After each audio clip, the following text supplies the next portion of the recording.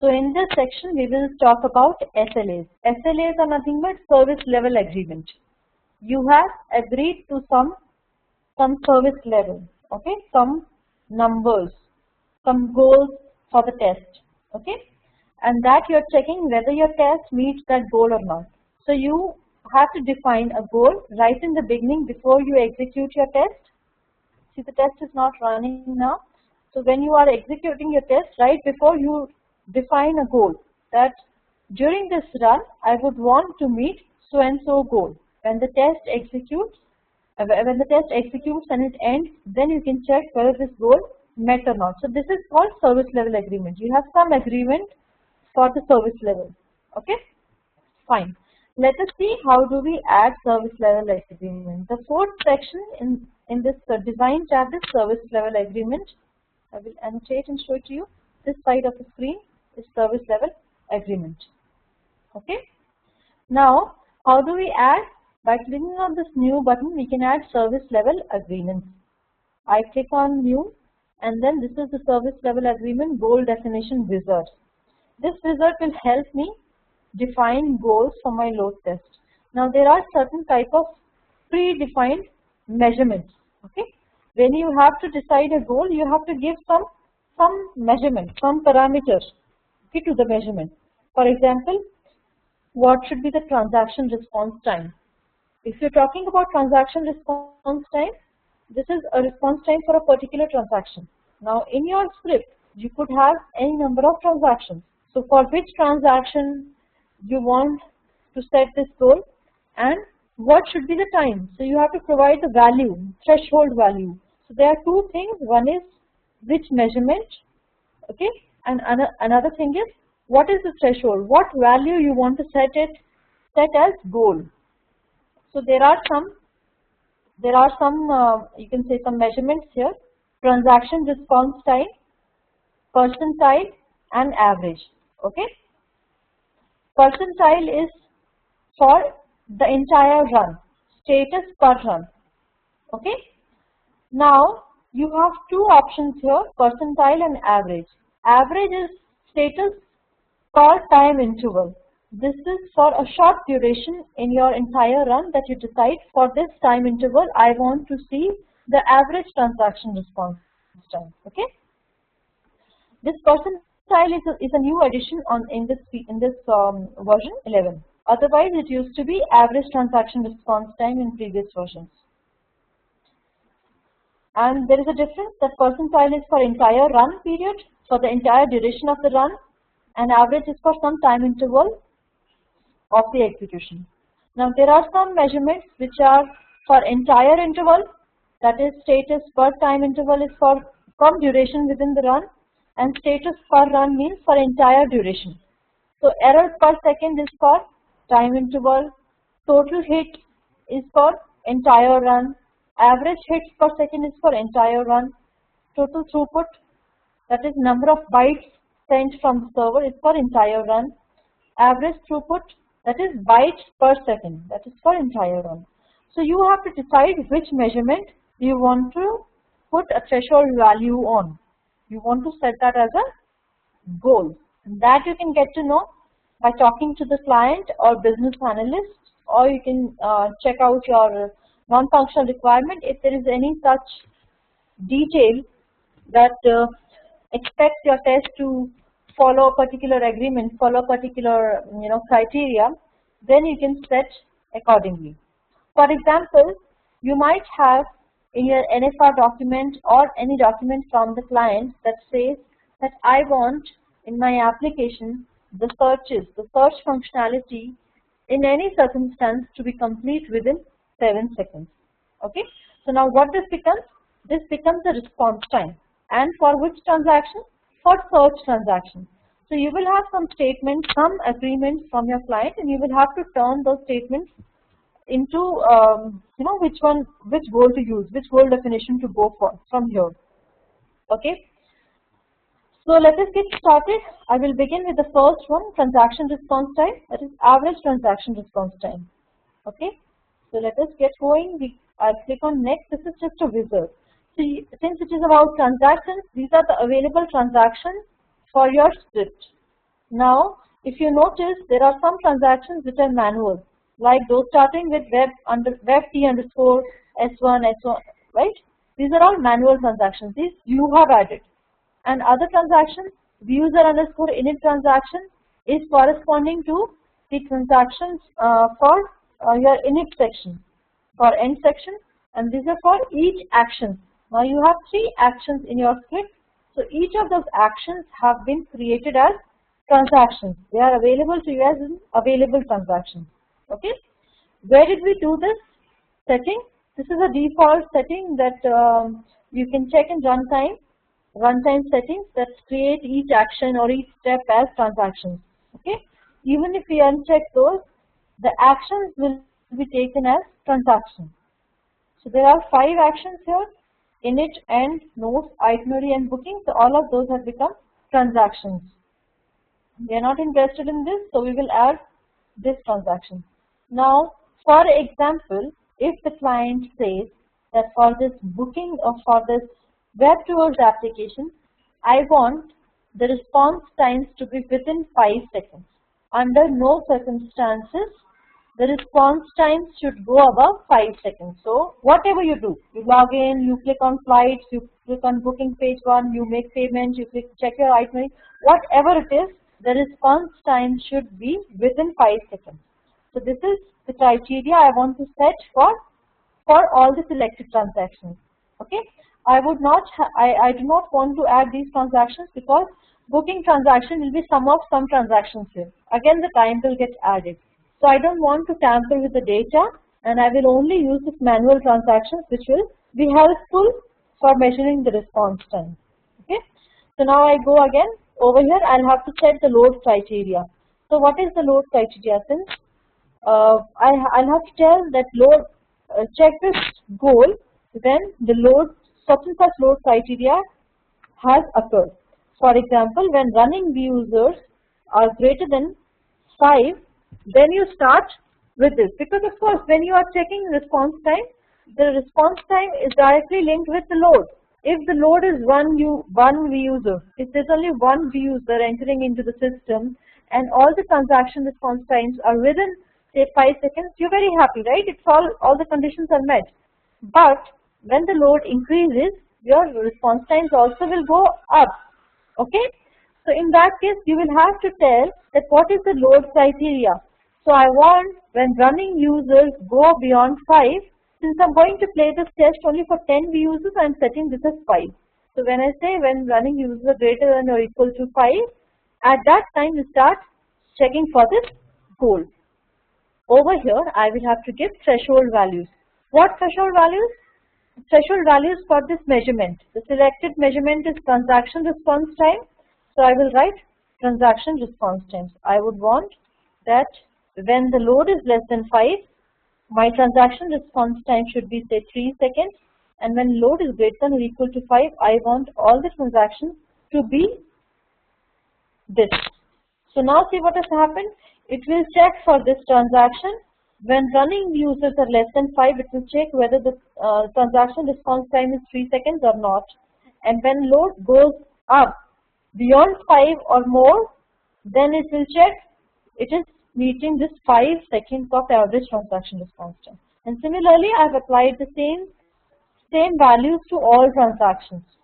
Okay, you can if you want to apply all transactions the same value, you can apply to all transactions like I just did, or you want to change the value for itinerary. You sure that it will take less time, so you can change it to 3 and you can change it to 2.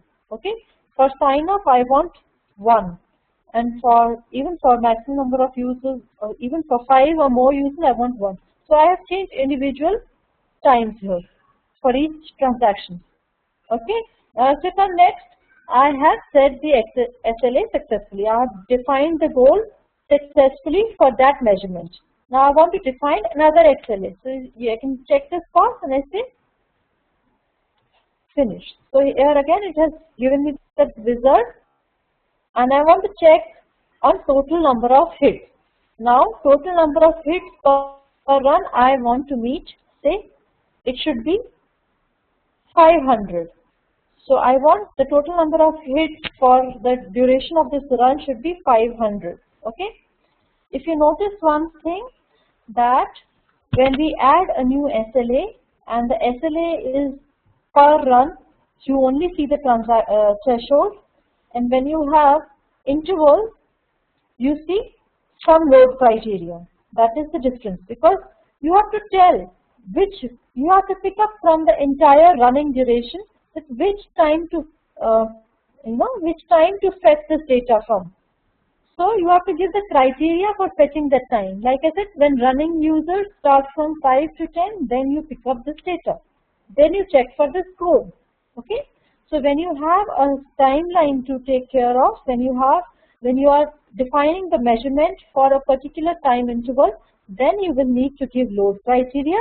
And if you want entire run, then you need not give, because for entire run it will try and see if this goal of this threshold is matched or not. Okay, so this is the difference. Now I have created two SLAs here. Both the SLAs are listed. If you double click of them, nothing will happen. You will have to click edit to change them. Similarly, when you are editing, you will be only seeing that measurement which you are editing. All the other measurements will be disabled, right? And you can check the detail of each SLA by clicking on this details icon, total hits per second, and this is the expected value. Similarly, I will check transaction response time. The detail of it is this.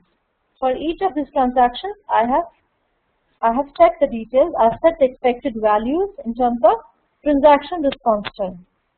Okay, you can delete also, or the advanced tab.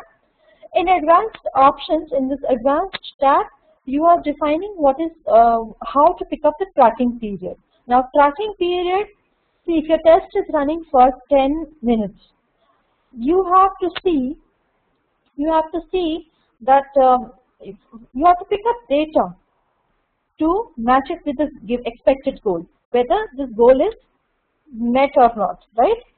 So for measurement purpose, you have to evaluate over a timer. You have to pick some, at some time you have to pick some data. So that is called tracking period. How often you want to, what is it, at what time interval you want to go and get the data to match with your goal. So that is called tracking period. Now there are two options to get tracking period. Tracking period minimum can be of 5 seconds. So after each 5 seconds, you can go and check against your goal whether it is meeting the value or not, meeting the goal or not. You cannot make it less than 5 seconds, at least 5 seconds. So this is like a sampling time. Okay, how often you want to sample your data to match against your goal.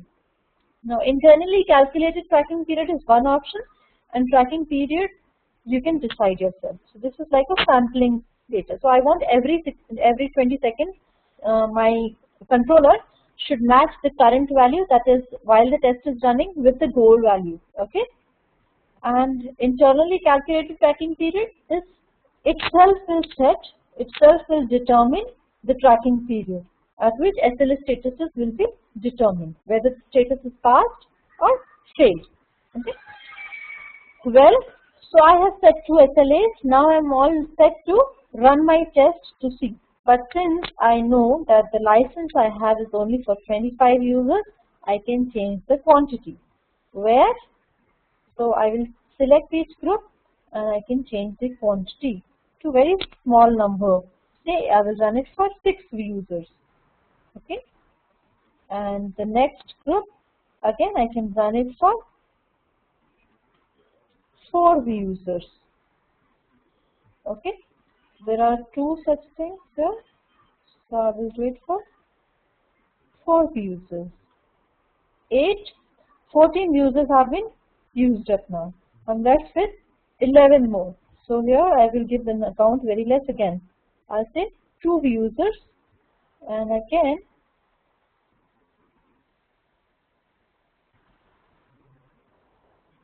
I'll give 2 users. Okay, and the reporting I want to use for maximum users, and whatever I am left with I can use that. So it is 18 and I'm left with 7. So I can use 7 users for the reporting. Okay. So here I have used up the entire timeline that I have. But if you notice what has happened in this case, I have changed accounts. Okay, so I should be more careful. I have not done change to reporting. Okay, reporting I would go with 6 users. Credit card I will go with 2 users. Next, next, next, 2 users. Apply. Okay. Next group is loans and 2 users. 2 users. Okay. 6, 4, 10, 14 and accounts. Oh, not from here, from here. Accounts I can start with say 4 users. Why? Okay. 4 users. So total 14, 18. So I'm 1 user more. So I'll make it less. Where in accounts I will make it 3 users each. Okay. Apply. Okay. Okay. Okay. 3 users. Okay. Just to meet that license number, I have reduced the number of users for each of these modules. Now you see the graph has also changed. Is this the way I want my graph to look like? Yes, because what I'm doing in this case, let us put the legend on. What we want in this case is we have accounts here, we have loans here, and where is credit? So let us see where is credit. Okay, yes, accounts and credit, there's a matching. So I have set it right, and the reporting is happening at the end. So I'm all right. Okay. Can I increase the number for reporting? 6 for 14, 6 for 10, 14, 14 plus 6, 20. So I can add 5 more users to reporting. So I will make it 11. For reporting, I'm changing the number of users to 11 because these are the maximum users I can put. Okay, now the sum is 25. Okay, now I have to change the duration also because I'm not going to wait for that long, right? To check if my service level agreements are met or not, if my goals as I define in service level agreements are met or not, I will have to finish the test because in the middle of the test I cannot check for SLA status. So I will decrease the duration of each run. For example, wherever the duration is, I'm going to make it from 01 hours to 01 minutes. Apply. Okay. And same thing with this also. Instead of 5 hours, I will make it 01 minutes. So that the test runs fast and I'm able to see the execution result. Okay, just for that reason, I'm manipulating the run time, the execution time. Similarly, I'll do for loan, that is the duration from 5 hours to 01 minutes, and again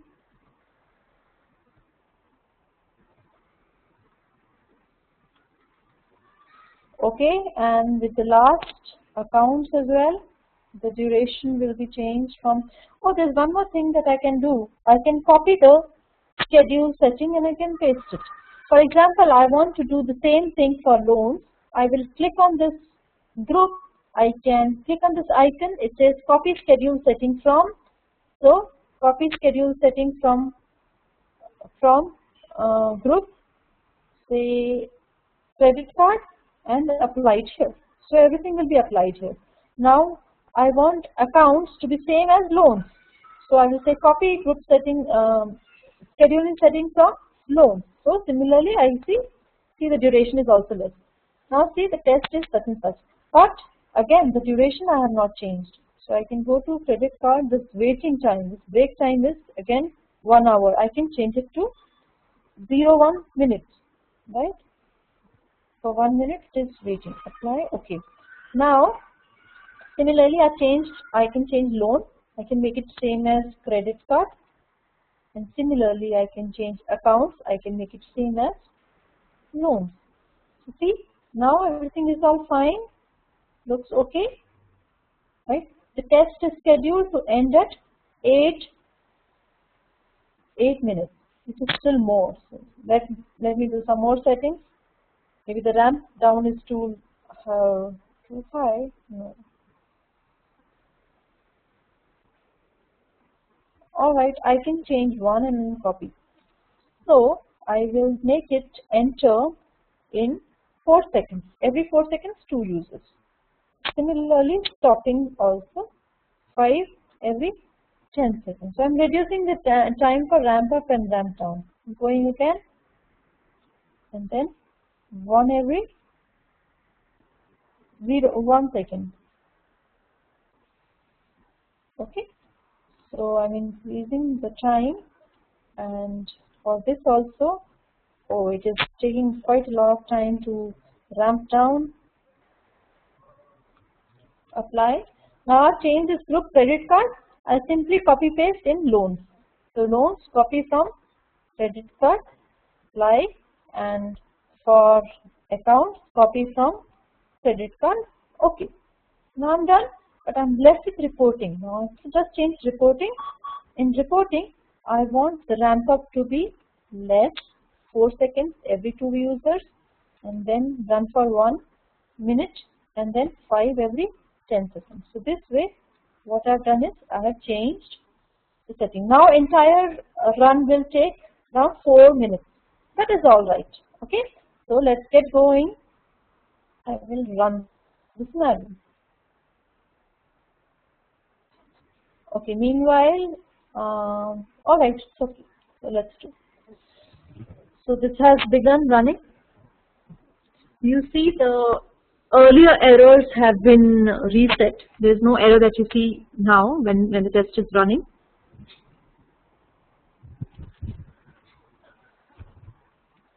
So none of the users from reporting have entered the test. It's only from credit card, loans, and accounts that the users have entered and they have started executing. So they are in running state. Meanwhile, we can check the transaction response times. They're pretty small. We can check the past transactions. Okay, it all looks fine.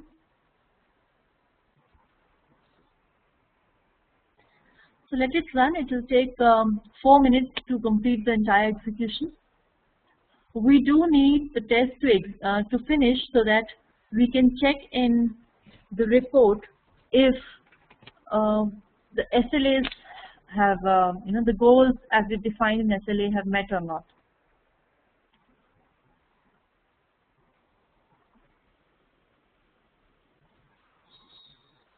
So they are exiting. The time for their run is getting over, and then reporting will begin soon. You can check this in running users graph. What is happening? Running. Okay.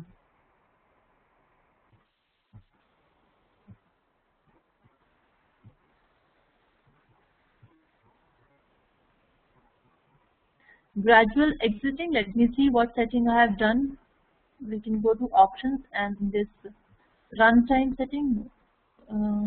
Yes, runtime setting. You are asking wait for current iteration to end before stopping. So whatever iterations they were running, we will stop that, and then come out of the execution. So 6 users have already come, and there was a break, right? There was a break of say 1 minute. So they just waited for 1 minute. There was no execution for 1 minute. And if we compare it with our scenario, there was a break of 1 hour. That was the lunch break for employees. So there was no access, no execution that was happening. So this is how we simulate in the test run. We have just reduced the duration from that scenario. We have not done any changes. The entire thing is running the same manner, just that the durations have become small. Where it was 8 hours, we've made it as, whereas it was 5 hours of work, we've made it as 1 minute. Where the break was for 1 hour, we made it as 1 minute. but the pattern of run will be the same. See the transaction response time. This is highest taking transaction. You can see it from the graph that this orange line that you see, and in legit it is corresponding to itinerary. This is taking a lot of time as transaction response time. So average is 1.15. Like 1.1 per second looks very small, but as compared to other transactions, this is the maximum number of maximum amount of time it is taking to get the response. So again, the next set of users are also exiting.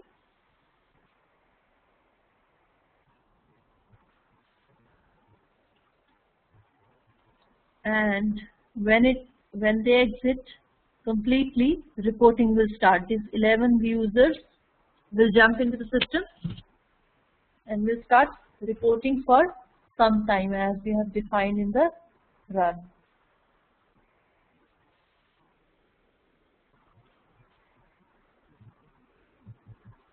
Okay, so reporting has begun. 2 users have entered, 4 have entered now. So depending on what ramp up we decided 2 every 4 seconds. So in every 4 seconds you see the users are entering, and they will be into the system in running state. You can check it from here. In here also you see there's this running icon, running user icon. So this group is running still. We've told that run for 1 minute. So this will run for 1 minute.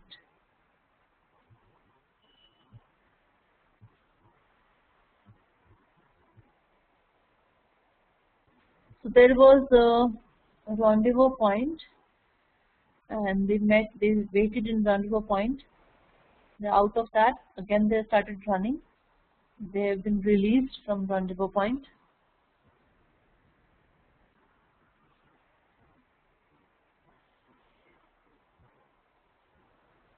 So if you see over here, elapsed time is 5 minutes and 6 seconds. However, when you see over here, the elapsed time is less than 5, right? This timeline, this x-axis is ending, this orange line is ending at 4 minutes 45 seconds. How come this time is more? Because of the setting that we have said that finish that iteration, the current iteration you are on, and then you exit. So there is some small variation that you will see from this graph. Whatever you see as elapsed time will not be same as you see in here, scenario status. So 11 users from reporting are now exiting.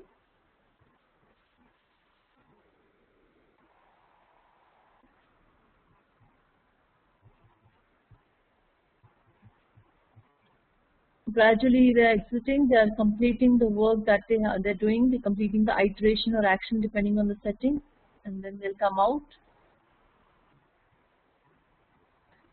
So we have total of 233 past transactions, and there are some hits per second number. This hits per second is for the last second. So whatever is the last second that has gone by, in that time you decide the hits per second. That is the number of hits in last 60 seconds divided by 60. So this has been done. The test has completed. Stop button you see has been disabled and the start scenario is enabled. So now I will check for results. So you cannot check anywhere in this to check if your SLAs were met or not. You have to go to results and see analyze results. This will open up the analysis component, the third component of LoadRunner, analysis. In that only you can check whether the SLAs were met or not. It is currently analyzing.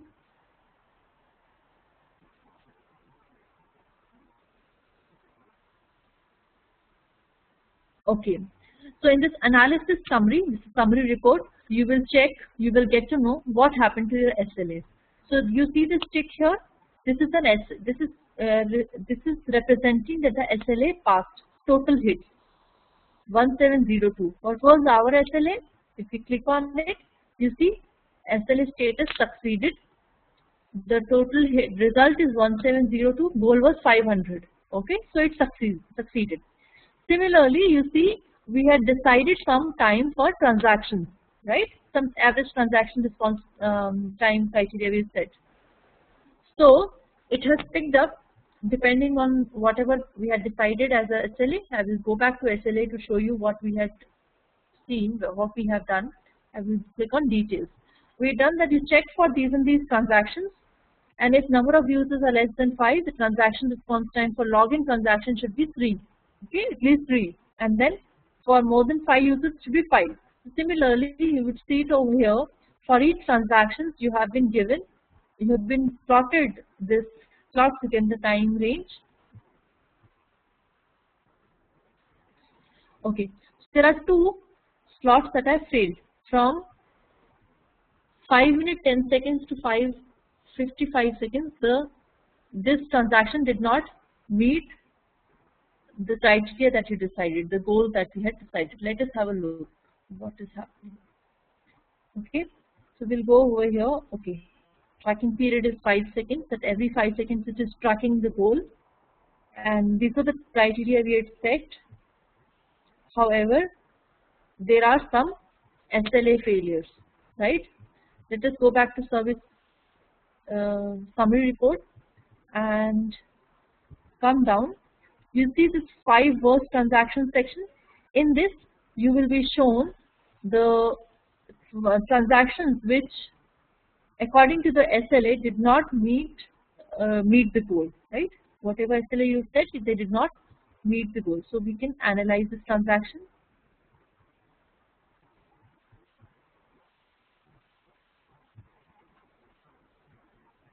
Okay, I'm expanding this.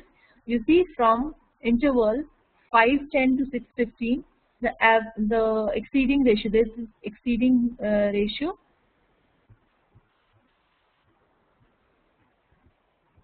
Okay, so we will go down to check what happened here. Especially which transaction? This flights transaction. This flights transaction did not meet the criteria as we set for flights. So for flights, what had we set? We can go to the transaction agreement report to see what did we set for flights. We had set for flights that 3 and 5. So it should be 3 seconds if less than 5 users and 5 seconds if more than 5 users. So let's go back to summary report. And for flights, if you see, it is more than 3, right?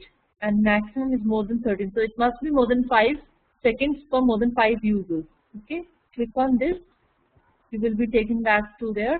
And you can also see in the timeline where the error started occurring, where this transaction started taking more response time. Okay, on the timeline, like so say 5 minutes and 10 seconds after this time period, this transaction started taking more response time. It took more time to respond. Okay, so this way you can check that your out of the 2 SLAs, one has passed completely, that is hits, total number of hits, and another SLA which was a composite SLA, right? It was on various transactions. You had entered many transactions. Out of all the transactions, one transaction flight has failed from this to this timeline. Okay. So this is about SLAs. You can set the SLAs in controller. And when you run the test, when the test executes completely, then you can check whether the SLAs failed or passed in analysis. Okay.